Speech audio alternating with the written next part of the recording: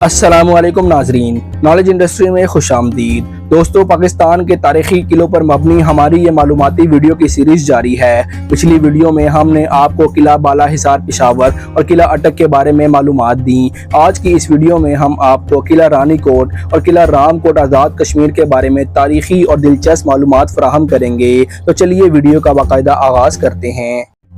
قلعہ رانی کوٹ جام شورو دنیا کا سب سے بڑا قلعہ، جسے عظیم دیوار سندھ بھی کہا جاتا ہے۔ یہ قلعہ ضلع جام شورو کے علاقے سے 30 کلومیٹر جنوب مغرب میں واقع ہے۔ چولہے کے پتھر کی چٹان پر بنے اس قلعے کے 4 دروازے ہیں۔ اس قلعے کی تعمیر میں بہت سی قیاس آرائیاں بھی ہیں، مگر یہ بات یقین سے نہیں کہی جا سکتی کہ قلعہ رانی کوٹ کی بنیاد کس نے اور کب رکھی تھی اور کس دشمن سے بچنے کے لیے رکھی گئی تھی۔ تاہم محکمہ آثار قدیمہ کی کھدائی کے دوران ملنے والے اشاروں سے پتہ چلتا ہے کہ یہ 2000 سال پہلے تعمیر کیا گیا تھا۔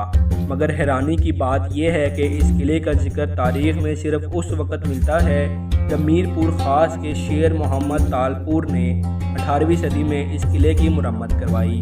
10 میٹر تک بلند اس قلعے کی دیواریں جپسم اور چونے کے پتھر سے بنائی گئی ہیں۔ یہ قلعہ بھی یونیسکو کے عالمی ثقافتی ورثے کی لسٹ میں اپنا نام درج کروانے میں کامیاب ٹھہرا ہے۔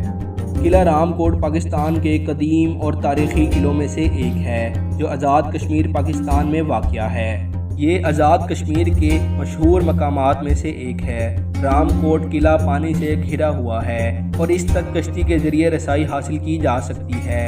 خیال کیا جاتا ہے کہ رام کوٹ قلعے کی تعمیر کشمیر کے مسلم حکمرانوں نے 16ویں اور 17ویں صدی کے درمیان کروائی تھی۔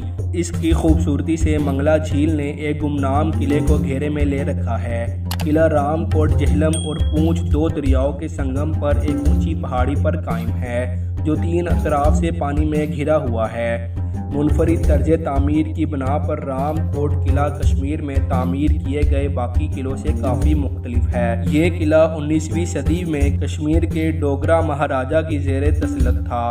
قلعے تک پہنچنے کے لیے آپ کو منگلا ڈیم پر واٹر سپورٹس کلب سے کشتی میں بیٹھنا پڑتا ہے اور تقریباً 10 منٹ کے سفر کے بعد آپ جھیل کے شمالی حصے میں پہنچ جائیں گے، جہاں آپ کو ایک پہاڑ کی چوٹی پر ایک عظیم الشان قلعہ دکھائی دے گا۔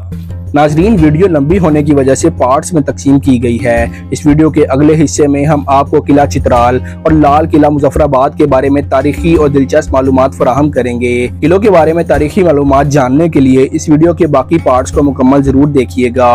ویڈیو اچھی لگی ہو تو لائک کر کے چینل کو سبسکرائب لازمی کر دیں۔